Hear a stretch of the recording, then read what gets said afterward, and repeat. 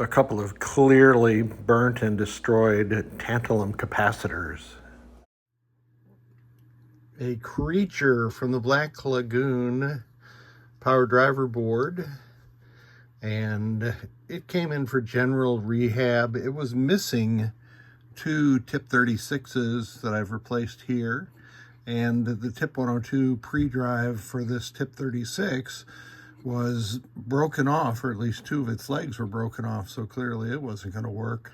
So I have taken care of all that. I have replaced C5, C4, C2, the unregulated 12 input, power output, and general illumination, and then the power input connectors. I've added a 1N5401 blocking diode to the base of this big sand resistor. It also came with the CPU board, and I have installed NVRAM. I have installed a 4.27 DC voltage watchdog, replaced C31, power header, and that was it on this CPU board. It also came with the ribbon. I got to make sure I return that ribbon.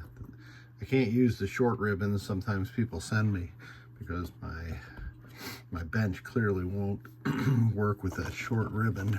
Here's that short ribbon.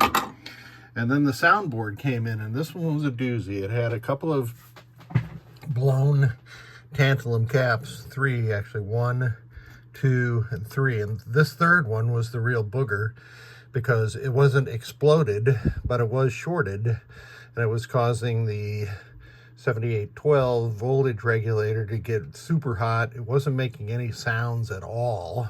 So it took me a long time to figure that out, because there are a number of components that could have been shorted between ground and the 12-volt rail, like this TLO84, TLO82, the 9-volt regulator. So I eventually tracked it down to this tantalum cap, which I've replaced.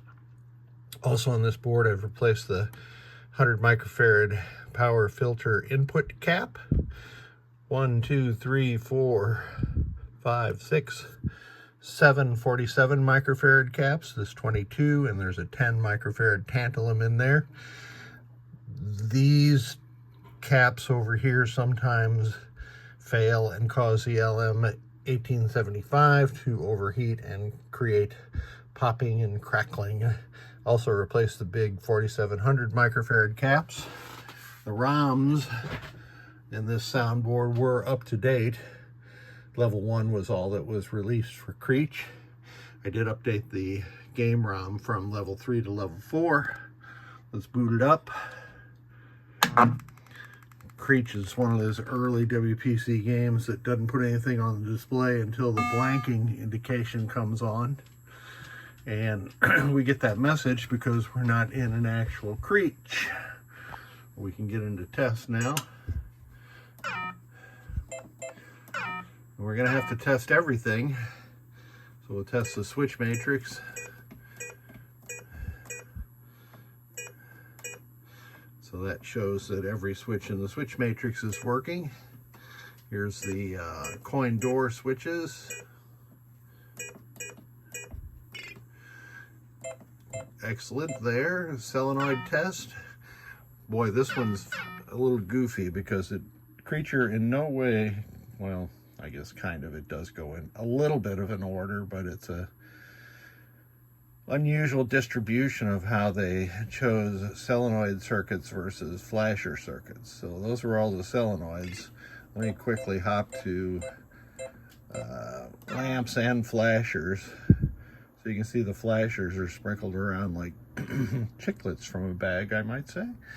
And the lamps are also operating correctly. Let's see. We'll go back to general illumination now.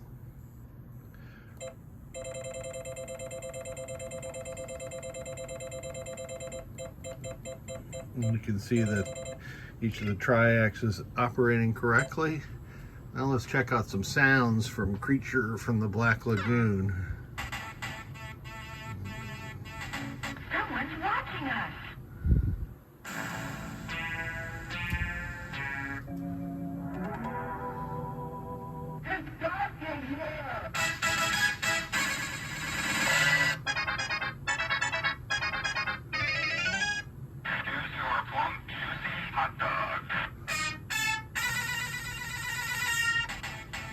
this is one audio track that could benefit immensely from reorchestration, because this relatively low fidelity pre-DCS soundboard just doesn't do justice to the soundtrack of Creatures from the Black Lagoon.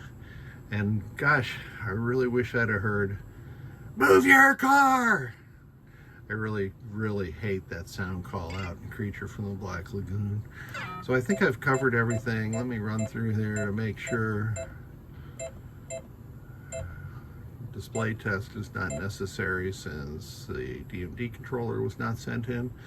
But this 3-board set is now good to go.